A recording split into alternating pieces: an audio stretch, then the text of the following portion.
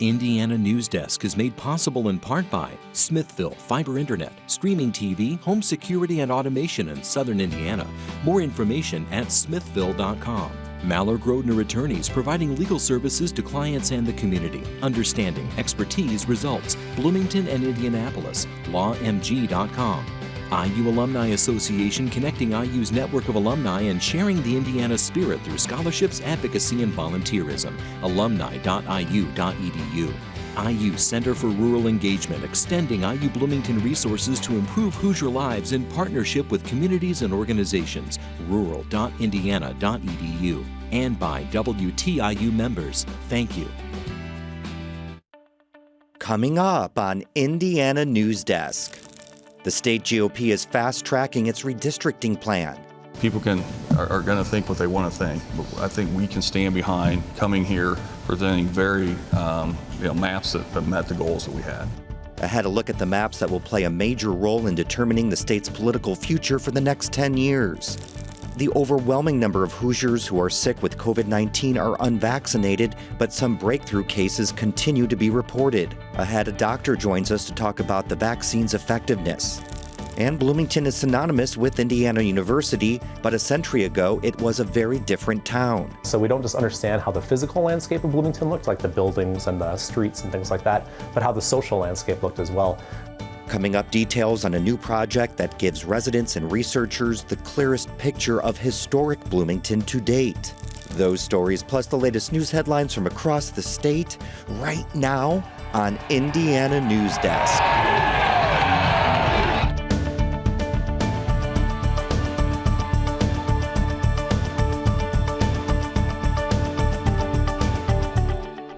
Welcome to Indiana Newsdesk. I'm Joe Wren. Indiana Republicans released redistricting maps earlier this week, giving Hoosiers their first look at who their new state house and congressional representatives will be. House Republicans say the new maps are more compact than the ones they drew 10 years ago. That map produced 7 Republican districts and 2 Democratic districts, and that's unlikely to change under the new map, as is the GOP's supermajority in the State House. We're joined now by Brandon Smith, who covers the State House for Indiana Public Broadcasting. Hello, Brandon. Can you tell us first about some of the changes in the new congressional map, who benefits and what they mean for Hoosiers?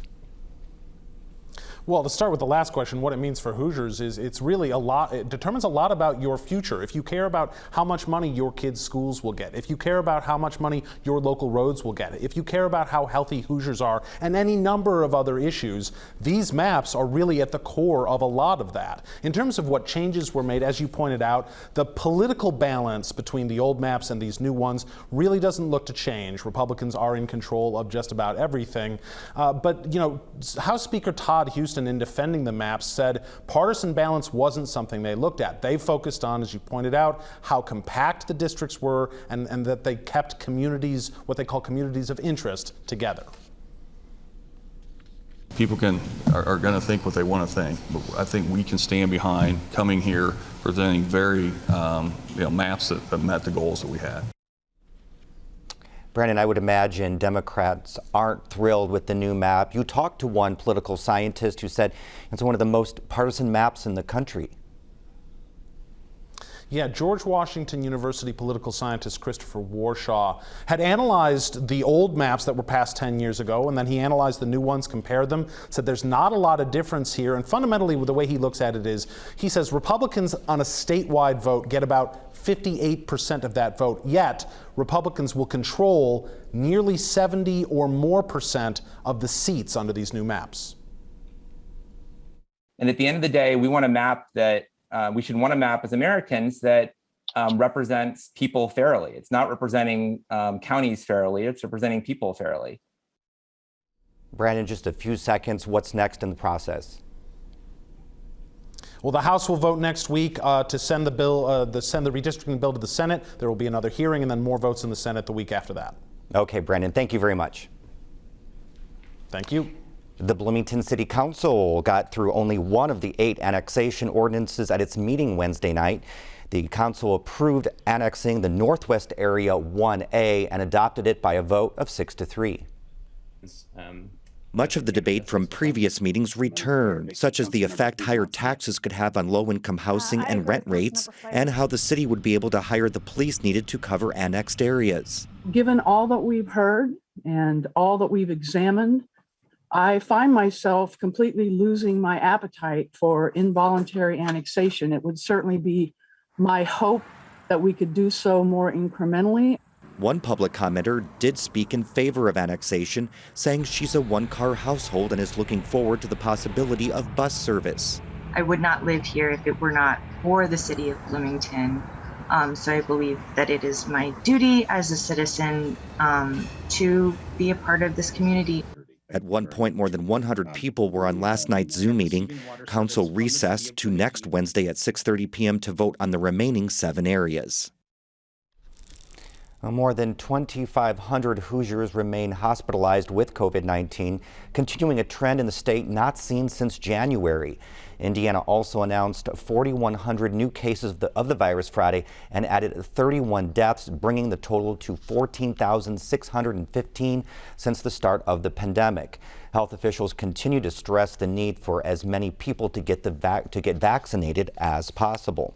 We're joined now by Dr. Sean Granis. He's the Vice President for Data and Analytics at the Regenstrief Institute. He's the author of 2 major studies on the effectiveness of the COVID-19 vaccines. Hello, Doctor. Thanks so much for being here.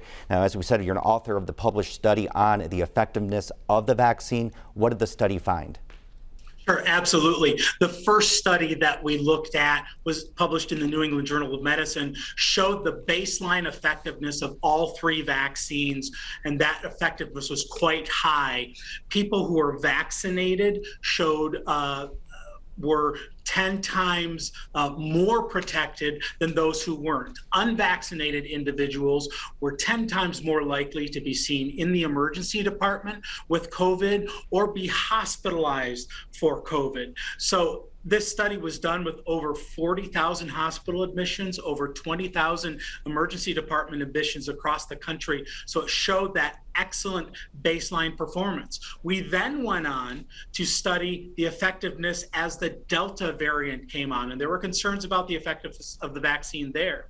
Our study published last Friday showed that while the effectiveness has dropped 5 to 7 points, that still corresponds to 5 to 7 times the protection of not being vaccinated. So again, people who are not vaccinated are 5 to 7 times more likely to be showing up at the emergency department and not be hospitalized. And one of the things we want people to understand is that vaccines aren't only designed to prevent infections, they're designed so that if you do get infected, if you have a breakthrough, your symptoms are less severe, the consequences are less severe, and you don't show up to the emergency department or get hospitalized. Now, the Biden administration has mandated vaccines for all federal employees and businesses with more than 100 employees. Is that a step in the right direction?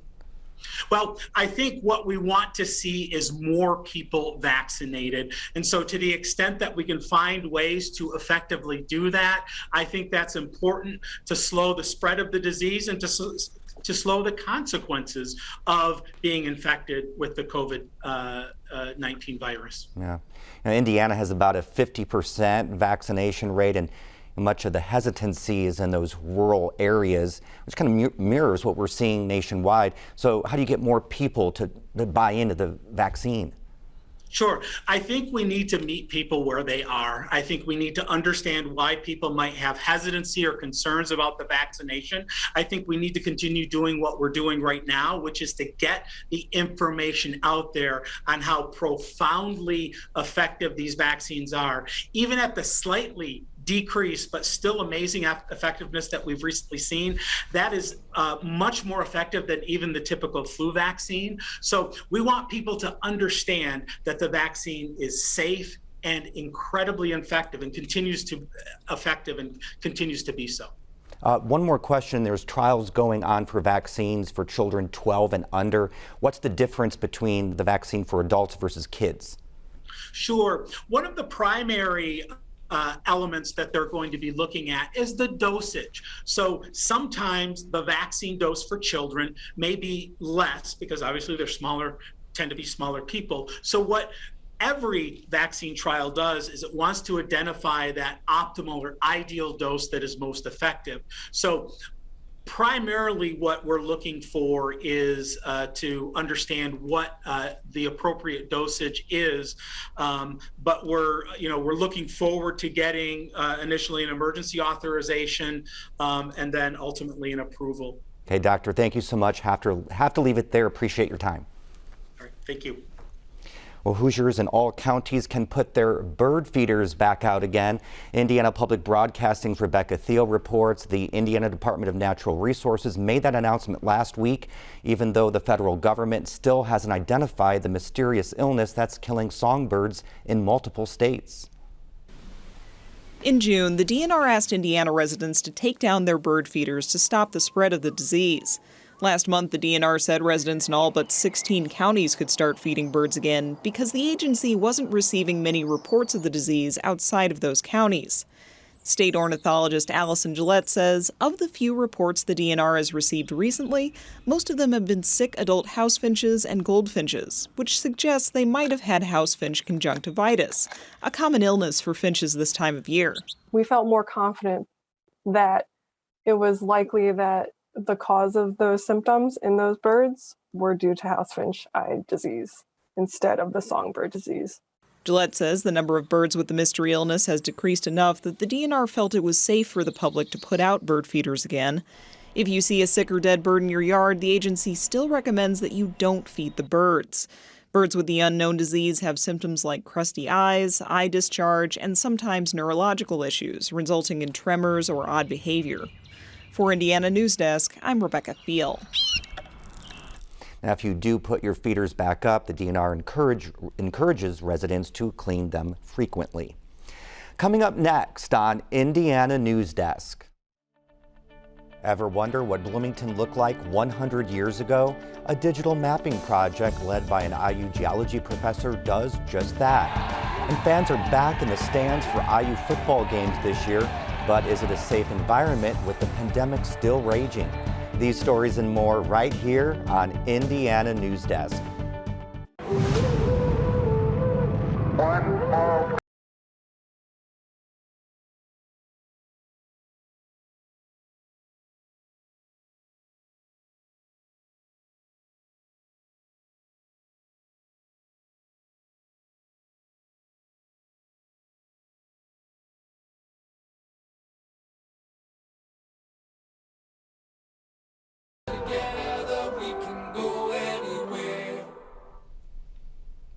Welcome back to Indiana Newsdesk.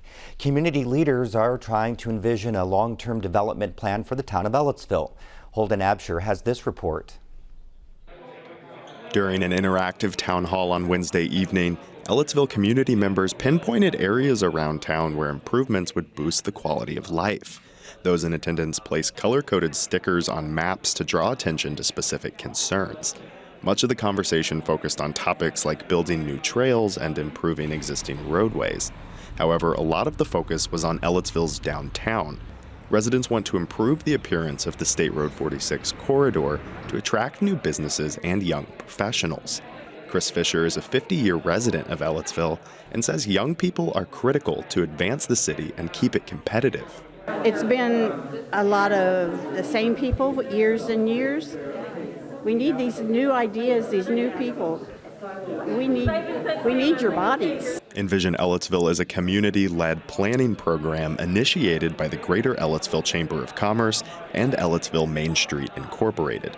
Following a 2019 town hall, the two groups invited Taylor Seifker Williams Design Group on the planning team. We as planners think of a lot of great ideas, but if the ideas aren't rooted with the people that are living here all the time, the plan isn't as successful. Governor Eric Holcomb visited Ellettsville in the beginning of September to speak at a Chamber of Commerce luncheon. He praised the community for taking control of its own destiny and spoke about the town's rapid growth. According to the most recent U.S. Census, Ellettsville's population increased 4.3% since 2010, and that's one of the reasons for the initiative. From here, after tonight, we're going to really go into crafting what that vision is, what that big idea for the future is, and thinking about goals as well as specific projects or improvements. For Indiana Newsdesk, I'm Holden Apsher. IU geography professor John Baton was curious, what was Bloomington like 100 years ago? In this week's edition of City Limits, Mitch Legan details Baton's Reconstructing Bloomington project, which gives residents and researchers the clearest picture of historic Bloomington to date. We'll go back to the Cornett House again, and this is just because I talk about... As the director of IU Geography's Historical Landscapes Lab, John Baton spends a lot of time working with maps. He was teaching a new class this spring on digital mapping and needed to come up with a final project. But he didn't want to assign something that would end up in a filing cabinet or recycling bin. It's important for me to be doing research that is locally focused, as well as research that's going to be, potentially reaching people outside of the ivory towers, or I guess we should say the limestone towers at IU. So Baton commissioned what's become his Reconstructing Bloomington project. He and 19 of his students used historic fire insurance maps and a city directory from 1907 to create an interactive digital map that provides previously unseen insights into turn-of-the-century Bloomington. So the remarkable thing to me is, looking at the buildings by themselves, you can see that all the stuff that isn't here anymore. One of the things I talk about in this is how many grocery stores there used to be in Bloomington, something like 20 plus in downtown. The result is a picture of a manufacturing town where sawmills and metal foundries were peppered among single and multifamily residences. Industrial corridors have become parks, and churches were more abundant than today. And if we walk a little bit further, we're going to start going by some dwellings, right? So we have a single-story dwelling located probably right where this tree is, right? And so where somebody once lived, right, and somebody once made their life, raised a family, today there's no sign of this thing ever actually existing. The project is the first of its kind in Bloomington. It'll streamline the process for researchers like Megan McDonald, who often has to rummage through years of maps and directories for her work at the History Center. You don't have to run back and forth between all these resources, get a file out on barbershops, get the maps out, get the directories out. It's all in one place. The digitized information will help put current events in perspective. For example, looking through the map, Baton discovered Bloomington's core neighborhoods weren't necessarily the havens of single-family homes we've heard about. Some of these very small houses had anywhere from 7 to 8 different adults living in them, all with different last names, right? And so if we're talking about preserving core neighborhoods and the integrity of core neighborhoods, it's important to understand the historical context of what these core neighborhoods were like in the past, right? The class will update the project this semester using maps and census data from 1900. As it continues, additional years would provide layers of data, allowing researchers to track changes as the city modernized. So we don't just understand how the physical landscape of Bloomington looked, like the buildings and the streets and things like that, but how the social landscape looked as well. In his perfect world, Baton would love to add the option for anyone to contribute and add their own historical photos or stories. There can be this whole kind of really cool exploration into individuals as well as a community as a whole. And I'm really hoping that this is something that the community at large can explore and learn something from. He says available information make it logical for the next year to be 1913, though continuing the project is dependent on class enrollment. For Indiana Newsdesk, I'm Mitch Legan. Corporal Humberto Sanchez, the 22-year-old Marine who was killed in suicide bombing in Afghanistan, was laid to rest Tuesday in his hometown of Logansport. Pat Bean has this report. Humberto Sanchez was given a 21-gun salute and hailed as a hero during a funeral service in his hometown of Logansport Tuesday. The 22-year-old Marine, known as Bert, was one of 13 service members killed by a suicide bomb at the gates of the airport during the frenzied evacuation of Kabul on August 26th. No one will ever say it better than his mother did. In those final moments of his life, it was a work of art. Doing everything he could to get those kids out of harm's way. Pence, the former U.S. Vice President and Indiana Governor, and current Governor Eric Holcomb were among those who spoke during the funeral at Life Gate Church. And we will always remember, and we will never forget, the everlasting impact Bert made on this community, on our state, indeed our nation. Sanchez enlisted in the Marines as a 17-year-old, one of 17 members of the 2017 class at Logansport High School who joined the military after graduation. Born to Mexican immigrants, Sanchez was a first-generation American and played soccer in high school at Logansport. He is survived by his parents, 2 brothers, and a sister. Pastor Zach Samara of the Bridge Community Church in Logansport called Sanchez a bridge builder. His presence brought vibrant color into parts of life that were gray and dull. If he wasn't in the classroom that day or didn't show up at the event, you could sense it. You wanted him around. Whether it was a quinceañera or a cookout, a classroom or Christmas Eve.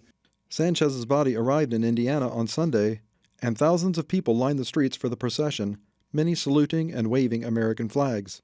One of those was Kelly Gillihan, the commandant of the Marine Corps League Department for Indiana. For me, it's when I can make a funeral for a fallen brother, whether it's active duty or not.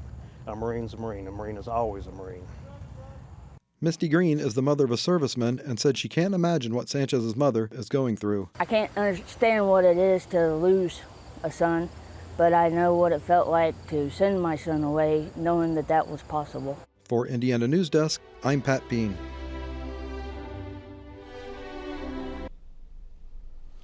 Evacuees from Afghanistan continue to arrive at Camp Atterbury as part of Operation Allies Welcome.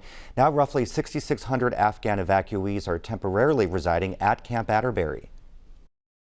The aid agencies are functioning really well. People are in barracks because that's what's there. It's a military training base. They're currently undergoing final health and safety checks before resettling across the U.S. 25 people have already completed their health and safety screenings and are beginning lives off base.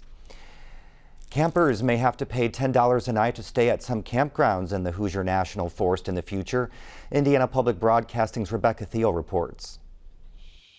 Don't expect drastic changes. The money would be used for things like new picnic tables, fire rings, and more defined camping and parking areas, and just basic maintenance. Still offers that primitive character, but just a little bit better maintenance overall, increasing the recreation experience in a positive direction for folks. Duke is the forest program manager for the Brownstown and Tell City Ranger districts. She says money for maintenance of the campgrounds has dwindled over the years because the funding hasn't caught up with inflation. Meanwhile, COVID-19 has brought more people to the forest. So as recreation use increases and the population increases and we're struck with a pandemic, certainly maintenance needs increase as well. Campground rates at Hardin Ridge, Tipsaw Lake, and Indian Salina Lakes would stay the same. Camping in the forest outside of designated campground areas would still be free. For Indiana Public Broadcasting, I'm Rebecca Thiel.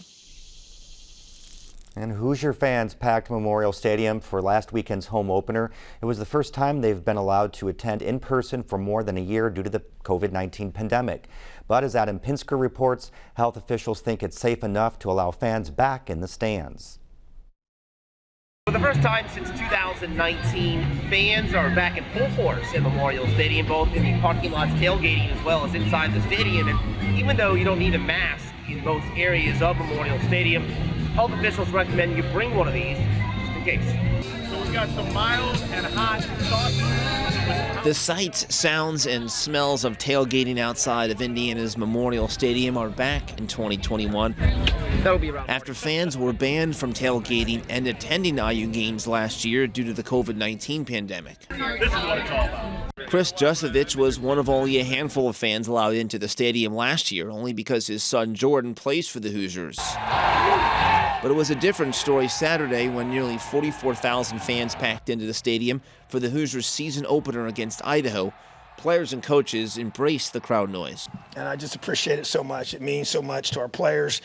I know they noticed it immediately, when they came out during warm-ups and they were engaged. They weren't just sitting there, they were into it. And I just really appreciate our students, and that student section was awesome, and it's got to continue. Indiana University officials decided not to require fans to wear masks, citing the high vaccination rates among students and staff. Purdue has a similar policy. Shortly before IU's season started earlier this month, head coach Tom Allen said his team's vaccination rate was north of 90%. But while officials acknowledge there is no mask requirement, they say that doesn't mean you should leave them at home. Safety, as I like to say all the time, is not binary. The more you do, the better. High levels of vaccination make it safer. Outdoor makes it safer. Wearing a mask will make it safer for you. Wearing a better mask will make it safer. Surgical mask is better than a cloth mask. K95 is better than a surgical mask. Last season, several college football games had to be rescheduled or canceled due to COVID cases spreading among players. This season, the Big Ten Conference made it clear there would be no mulligans. In a statement released before the start of the season, the commissioner's office said the conference has determined that if one of its member institutions is unable to play a conference contest due to COVID-19, that contest shall be declared a forfeit and will not be rescheduled. That contest shall be considered a loss for the team impacted by COVID-19 and a win for its opponent in the conference standings, which means much like on the field of play, there is little margin for error when it comes to preventing the spread of the virus during sporting events. For Indiana Newsdesk, I'm Adam Pinsker. Now, Saturday's game against number 8 Cincinnati is sold out, but it will be televised on ESPN. Kickoff is scheduled for noon. And that's the end of this program, but our work continues online as we cover the news throughout the week at WTIUnews.org. Have a great weekend.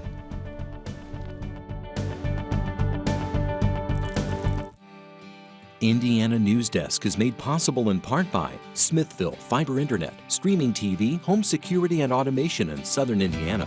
More information at smithville.com. MALLOR GRODNER attorneys providing legal services to clients and the community. Understanding, expertise, results. Bloomington and Indianapolis. LawMG.com. IU Alumni Association connecting IU's network of alumni and sharing the Indiana spirit through scholarships, advocacy, and volunteerism. Alumni.iu.edu. IU Center for Rural Engagement, extending IU Bloomington resources to improve Hoosier lives in partnership with communities and organizations. Rural.indiana.edu. And by WTIU members. Thank you.